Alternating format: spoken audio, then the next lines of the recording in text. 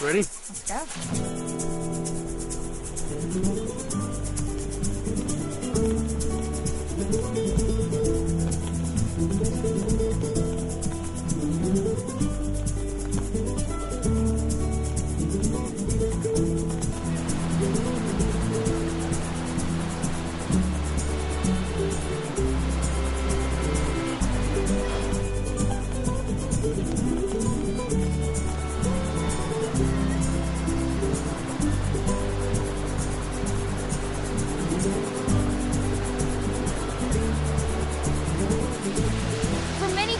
One of the best ways to experience the power and glory of God is to spend some time appreciating His creation. And when you take a look around, it's easy to understand why that might be a good idea. We live in an amazing world, and I think that each one of us has a desire to make the most out of our time and opportunities here. So how do we make sure we get all we can out of life? Let's look at it as an adventure. Before we head out for the backcountry, it's important to know the conditions, what gear we need, and what we want to accomplish. In other words, you want to get yourself educated. Exactly. We want to show you some things that you should consider as you prepare for your future. We have some tips, advice, and even a little entertainment. So here we go. There's a big, beautiful world out there. Let's go grab a piece of it.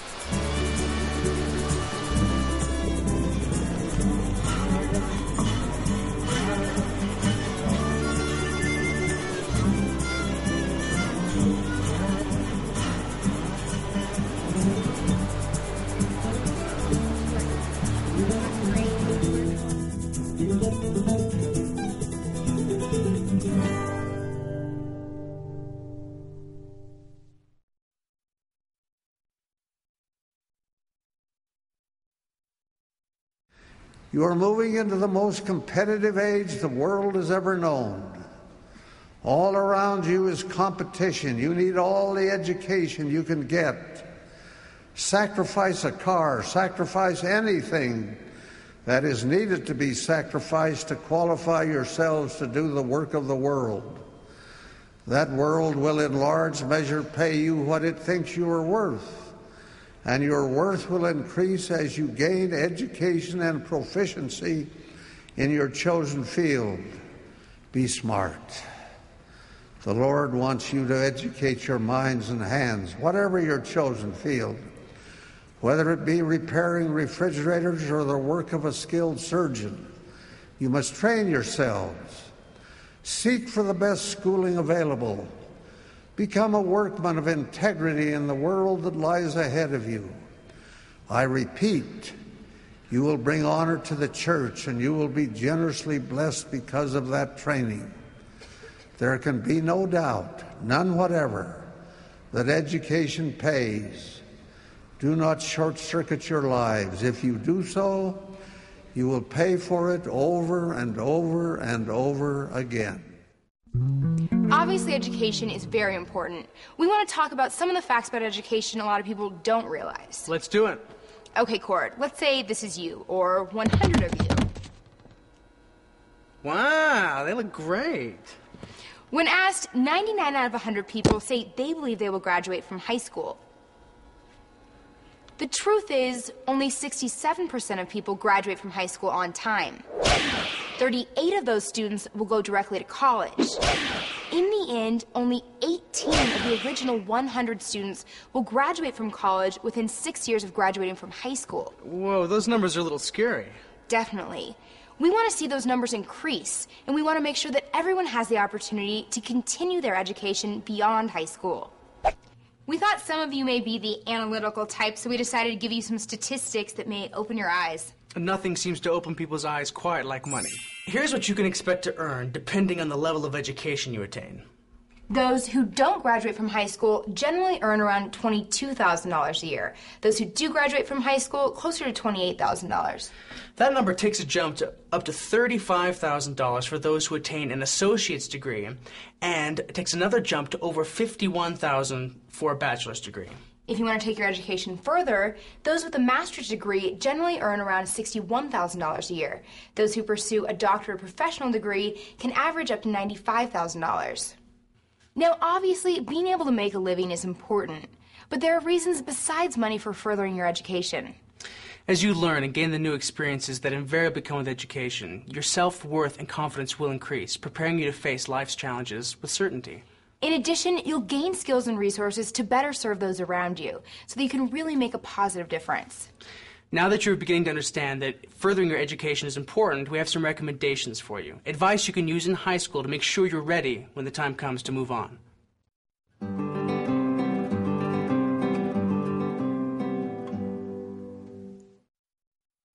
Tip number 1 is try to take college prep classes like this one. Right, this is algebra. Colleges want you to have 4 years of math courses.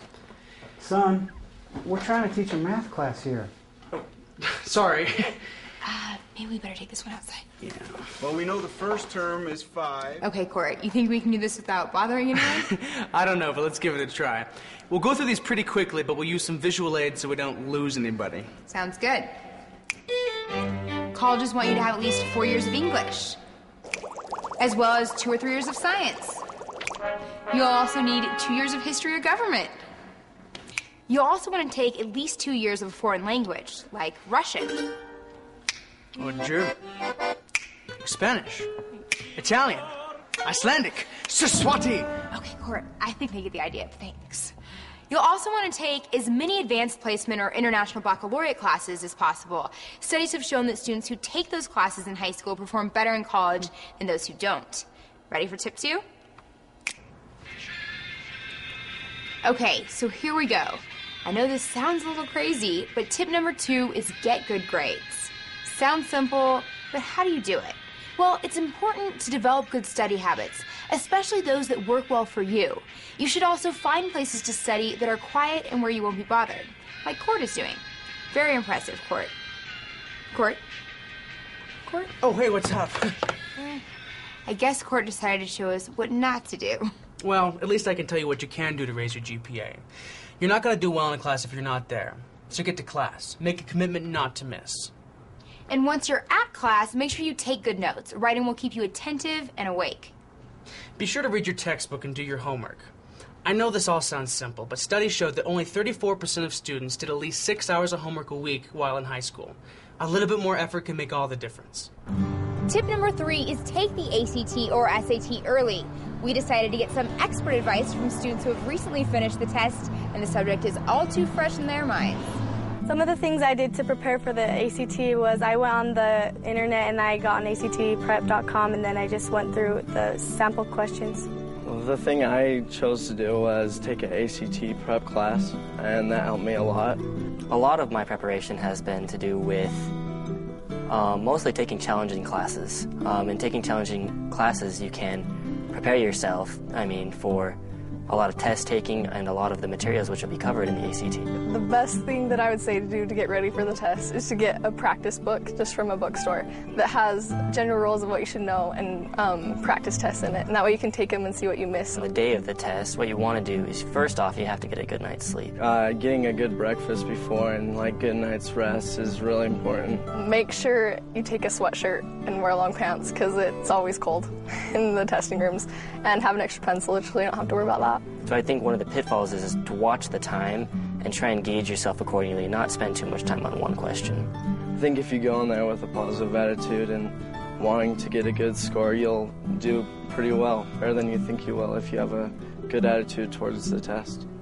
Another helpful idea is to take the test more than once. Students who take the test at least twice have a 57% chance of raising their score from 1 to 3 points. So if you take the test by the end of your junior year, you'll be able to take the test again in the fall of your senior year. Ready for tip number 4? Let's go.